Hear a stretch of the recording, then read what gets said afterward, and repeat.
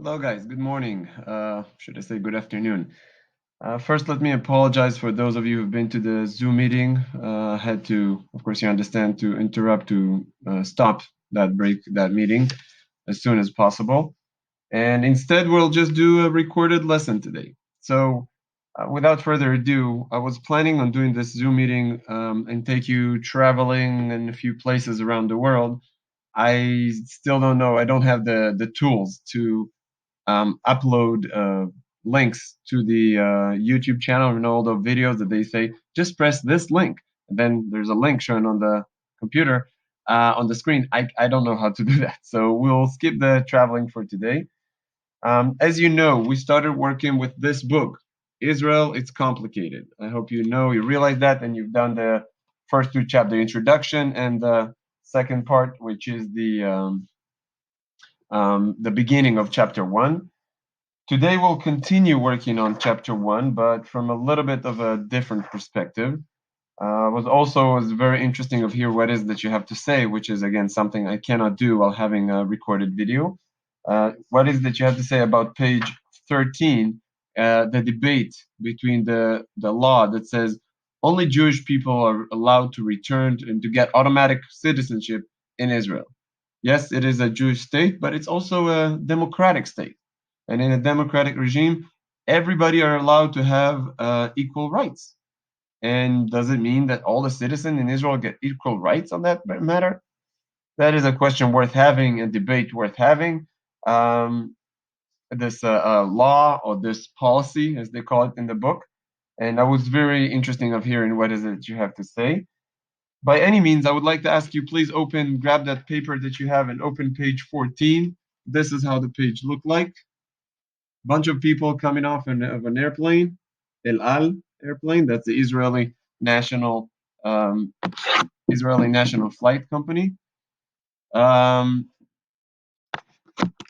okay, now a good beginning might be take a look at the picture and tell me where those people came from.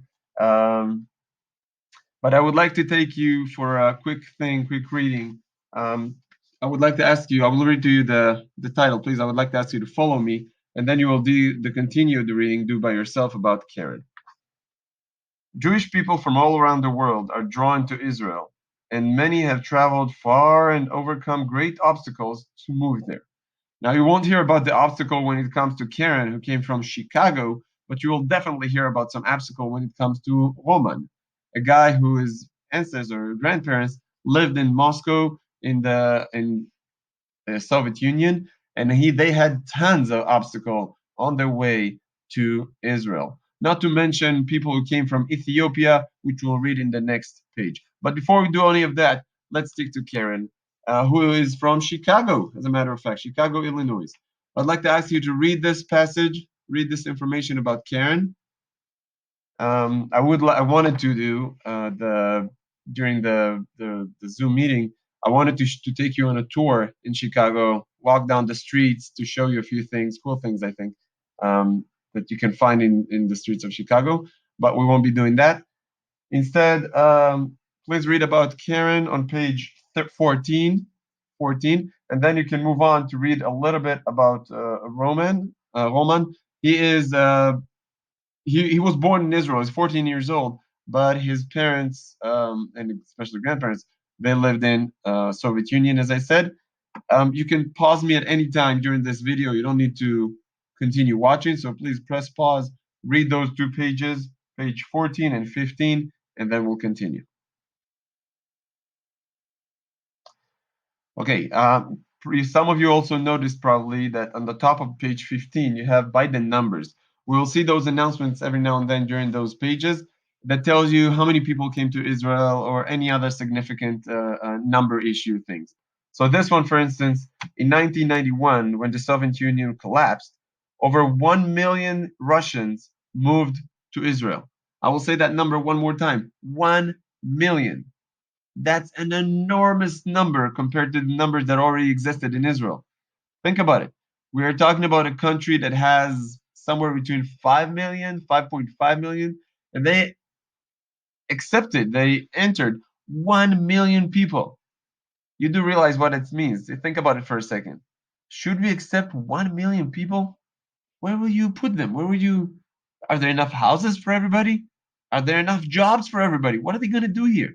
How can this teeny tiny teeny tiny country, which is also a family in a way, could sustain 1 million people, 20% of the population suddenly added to this teeny tiny country?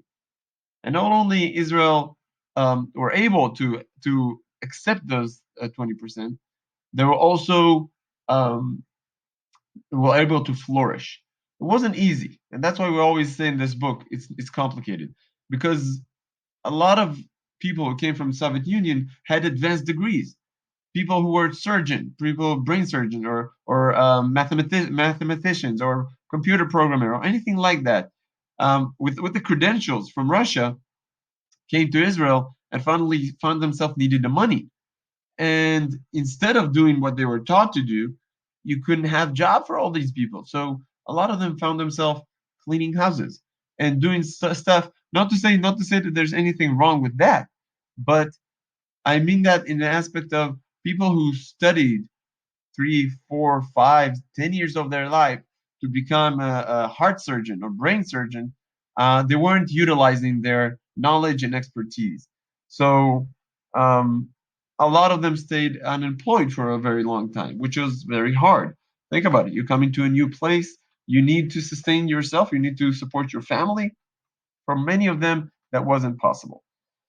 So yeah, that's about the numbers. And just for comparison, right now there are, I think, somewhere between roughly 330 million people in the United States, or 350 millions in the United States.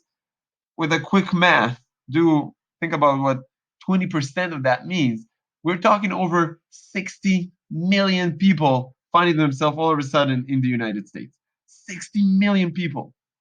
Now, I don't know if you understand a lot about economics or about um, unemployment. There's a measurement by ratio. How many people have works, have jobs, and how many people does not. And it's it's not easy. It's not easy to get 20% of the population. One in Israel case, 1 million people.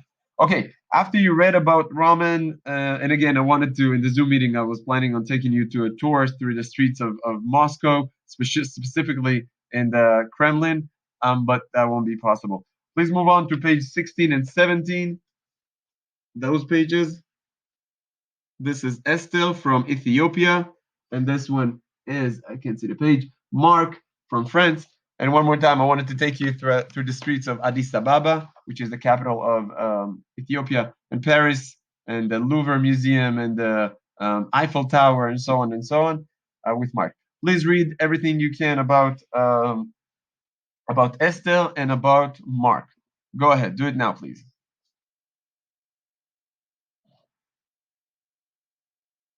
Okay, so again, you have by the numbers between 1984 and 2006, about 74,000 Ethiopians immigrated to Israel.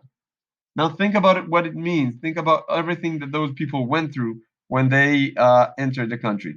Um, we have some more information about Mark. I highlighted one sentence when it comes to Mark. My father found it very difficult to learn Hebrew, so he kept his job in France, and now he commutes back and forth. Think about it.